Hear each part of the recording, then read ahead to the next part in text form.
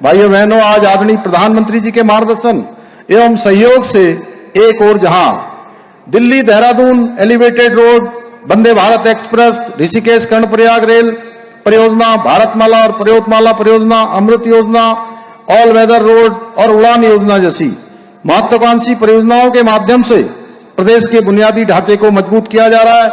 वहीं अंत्योदय परिवारों को 3 गैस सिलेंडर प्रदान करना, प्रदेश की महिलाओं के लिए 30% का क्षैतिज आरक्षण की व्यवस्था लागू करना, आंदोलनकारियों को आरक्षण देना, वृद्धावस्था पेंशन की सुविधा, सरकारी नौकरियों में खेल कोटे को पुनः प्रारंभ करना, विद्यार्थियों को छात्रवृत्ति प्रदान करना, महिलाओं और युवाओं हेतु स्वरोजगार की विभिन्न योजनाओं के माध्यम से अंतिम व्यक्ति के कल्याण के लक्ष्य को लेकर कार्य किया जा रहा है।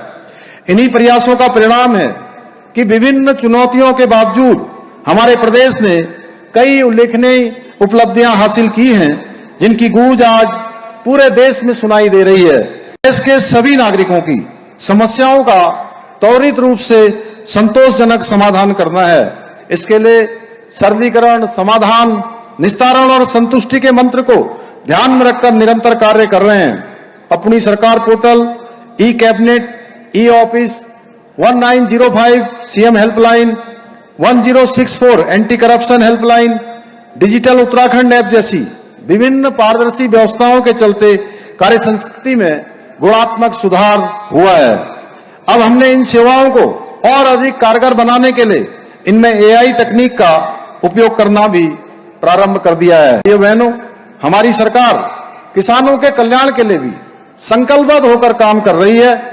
हम एक और जहां किसानों को 3 लाख रुपए तक का ऋण बिना ब्याज के उपलब्ध करा रहे हैं, वहीं कृषि उपकरण खरीदने हेतु फार्म मशीनरी बैंक योजना के माध्यम से 80% तक की सब्सिडी भी प्रदान कर रहे हैं।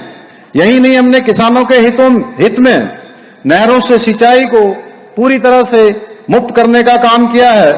साथ ही हमने किसानों की आय बढ़ाने के लिए पॉली हाउस के निर्माण हेतु 200 करोड़ रुपए की राशि का प्रावधान भी किया है। हम जहां एक और प्रदेश में गेहूं खरीद पर किसानों को 20 रुपए प्रति क्विंटल का बोनस दे रहे हैं, वहीं हमने गन्ने के मूल्य में भी 20 रुपए प्रति क्विंटल की वृद्धि भी की है। इतना ही नहीं, हमारी सरकार 1200 करोड़ रुपए की लागत से नई सेब नीति, कीवी नीति, state millet mission, dragon fruit नीति जैसी कई महत्वपूर्ण योजनाओं को राज्य में लागू किया है। भाइयों बहनों, हमारी सरकार देवभूमि को खेल भूमि के रूप में स्थापित करने की दिशा में भी काम कर रही है। यह हम सभी के लिए अत्यंत प्रसन्नता का विषय है कि इस वर्ष हम राष्ट्रीय खेलों का हमने जो आयोजन किया, उसमें पूरी भद्रता और सफलता के साथ हम इसको कर पाए। इन राष्ट्रीय खेलों को हमने ग्रीन गेम्स की थीम पर आयोजित कर पर्यावरण संरक्षण के प्रति अपनी प्रतिबद्धता को भी दोहराया। इन खेलों में उत्तराखंड ने 103 पदक जीतकर पहली बार राष्ट्रीय खेलों में 7वां स्थान प्राप्त कर एक नया इतिहास रचा। इसके साथ ही खेलों को बढ़ावा देने तो हमारी सरकार राज्य में स्पोर्ट्स लीगेसी प्लान भी लागू करने जा रही है, जिसके अंतर्गत 8 शहरों में 23 खेल अकादमियां स्थापित की जाएंगी। यही नहीं, हम राज्य का पहला खेल विश्वविद्यालय, महिला स्पोर्ट्स कॉलेज की स्थापना भी करने जा रहे हैं। भाइयों बहनों, आदरणीय प्रधानमंत्री जी ने स्वतंत्रता की 100वीं वर्षगांठ तक देश को विकसित राष्ट्र बनाने का लक्ष्य हम सबके सामने रखा है। इस संकल्प को ध्यान में रखकर हमारी सरकार विकसित भारत के लिए विकसित उत्तराखंड का मंत्र लेकर राज्य को समृद्ध और आत्मनिर्भर बनाने हेतु निरंतर कार्य कर रही है। हमने जहां एक और शिक्षा, स्वास्थ्य, सड़क, बिजली, पेयजल और हवाई कनेक्टिविटी जैसी मूलभूत आवश्यकताओं को बेहतर बनाने हेतु कार्य किया है, वहीं 30 से अधिक विशिष्ट नीतियों के द्वारा उत्तराखंड के सर्वांगीण विकास का एक विस्तृत रोड मैप तैयार कर राज्य में कई योजनाओं को लागू किया है। इसी का परिणाम है आज हमारा प्रदेश धार्मिक पर्यटन के साथ साथ wellness tourism, adventure tourism, film shooting destination, wedding destination के क्षेत्र में देश के एक विशिष्ट हब के रूप में तेजी से उभरा है। इसी के साथ साथ राज्य में उद्योगों के लिए अनुकूल वातावरण तैयार कर औद्योगिक विकास भी सुनिश्चित किया जा रहा है। हमने राज्य में ग्लोबल इन्वेस्टर समिट का आयोजन कर देश विदेश के उद्यमियों के साथ 3,56,000 करोड़ रुपए के एमओयू किए थे।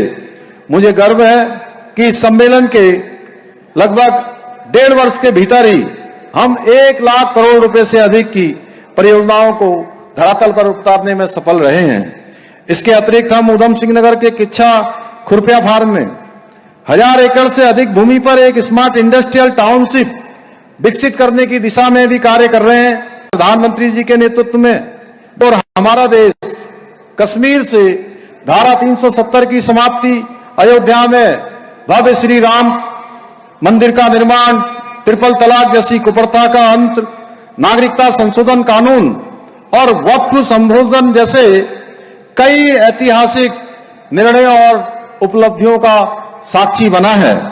वहीं आज अंतिम पंक्ति में खड़े व्यक्ति के कल्याण के लिए प्रारंभ की गई जनधन योजना, उज्ज्वला योजना, प्रधानमंत्री आवास योजना और मुफ्त राशन योजना जैसी अनेकों जन कल्याणकारी योजनाओं का लाभ देश के करोड़ों नागरिकों को मिल रहा है।